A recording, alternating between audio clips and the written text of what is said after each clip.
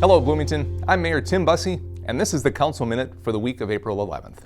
At our council meeting on Monday, we celebrated the ceremonial swearing in of Bloomington's new police chief, Booker Hodges.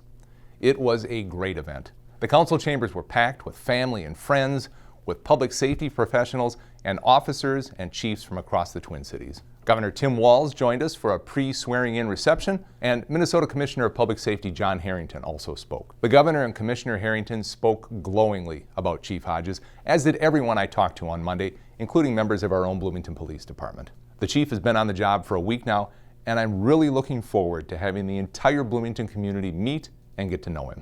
Now, there's going to be plenty of opportunities for that in the coming weeks and months, but one event that I absolutely want to get on your calendars is the Bloomington Police Department Open House on Saturday, May 21st from 11 a.m. to 2 p.m. right here at Civic Plaza. I've shared in the past that the most common concern I hear from residents is about people driving too fast and too recklessly on the streets of Bloomington. The city is always looking for ways to slow drivers down, either through engineering, education, or enforcement. On Monday night, I was very happy to support the efforts of a neighborhood to slow down traffic and improve safety in front of their homes. Residents along Louisiana Avenue between Old Shakopee Road and 106th Street applied to be part of the city's local street traffic management program. It's a formal process that residents can work through to address traffic issues specifically in their neighborhood. On Louisiana Avenue, the primary concerns were speed and cut-through traffic. Residents applied to be part of the program in January of 2021. Staff did an in-depth traffic study in the spring of that year, and over the summer, they tested out 2 traffic management options: speed tables, which are longer and lower speed bumps, and a temporary median and turn restrictions. They engaged residents through an open house in a local park, and they conducted a resident survey on how things went. Ultimately, they came to the council with a request to conduct a feasibility study for the installation of permanent speed tables to slow traffic. Of course, we said yes. All of the details on all of this should be buttoned up in the next 2 weeks, and I expect the council will give final approval on April 25th. Now, I should mention that as part of this process, the residents agreed to be assessed for this improvement. They agreed to pay for it. I think it's a great example of neighbors identifying a problem and working toward a solution that works best for them, and then being willing to step up and make it happen. And finally, on Monday night, the Bloomington City Assessor delivered his annual assessment report to the City Council. Home assessment and valuations are a hot topic right now. The valuation notices that went out in March showed that the average value change in Bloomington residential properties was 17%. And I know some properties saw an increase that was much higher.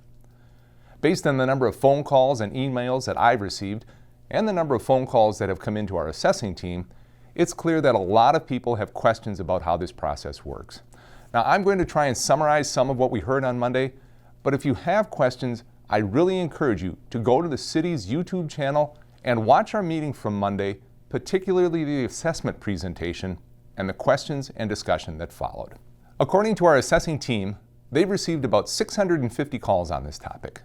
That's 650 calls out of more than 30,000 properties in Bloomington, and staff is spending a significant amount of time with each caller to ensure that people have a better understanding. We heard that many of the calls come down to 3 main questions. The first question is, does a 17% increase in my market value mean my taxes will increase by 17%? The answer is no, that's not how it works. The city has just started the budgeting process, and the city, along with Hennepin County and the school district, will set a preliminary levy in September of this year. All those taxing jurisdictions will send proposed statements in November and will hold truth and taxation hearings in December and will then ultimately set the final levy. That final levy amount is what determines what the city can collect through property taxes, not the market value. The only way the city can increase property taxes is through the levy process. The second question residents ask is, why did my homestead market value exclusion decrease so much, or why did it go away completely? Here's how the program is set up. 40% of the first $76,000 of market value is excluded from taxation. So at a value of $76,000, the amount excluded is $30,400. As market value goes up, the amount that can be excluded from taxation goes down. When the market value gets to $413,800, that amount that can be excluded is zero. That's the way the law is written. So, if you saw a significant valuation increase, the market value exclusion went down.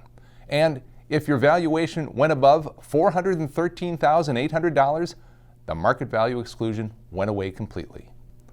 And the third question that the assessing staff are commonly getting is there a deferral program for someone on a fixed income? The answer is regrettably no. But there is a property tax refund program at the state level for homeowners and renters, and frankly, too many people don't take advantage of it. This program is based on household income. People with lower household incomes receive a greater refund. Now, here in Bloomington, the average household income is about $85,000. And for folks at that income level, the property tax refund program could refund about 1/3 of what is paid in property taxes. And that's just an example. That percentage of refund is higher among lower income levels. The filing deadline for this program is August 15th, and it's certainly something to talk to your accountant about. There's also a similar refund program for renters. So those are the main questions. And the other big question is, why in the world are these market values increasing so much? That also breaks down into three reasons. The first issue is limited supply. For years, the Twin Cities had a shortage of housing, and for the past 3 years, the number of houses for sale has dropped consistently. So supply and demand, it comes into play here. The second issue is low interest rates. Money has been cheap for some time now, and while rates are starting to creep up, they're still lower than they were even just 2 years ago. And third, there's been a big change in buyer behavior as the result of the COVID-19 pandemic. People are now looking for bigger homes with extra bedrooms and extra space, specifically so they can have room for home offices or distance learning space for their kids. The pandemic really changed what home buyers are looking for. Combine these three factors, and the result is significant value changes throughout the city of Bloomington and across Minnesota. Homes are selling for more than their asking prices, and they're selling quickly. Now, I have heard from some people that this is a plot, somehow to artificially increase the value of homes just so Bloomington can raise more revenue. That's not true.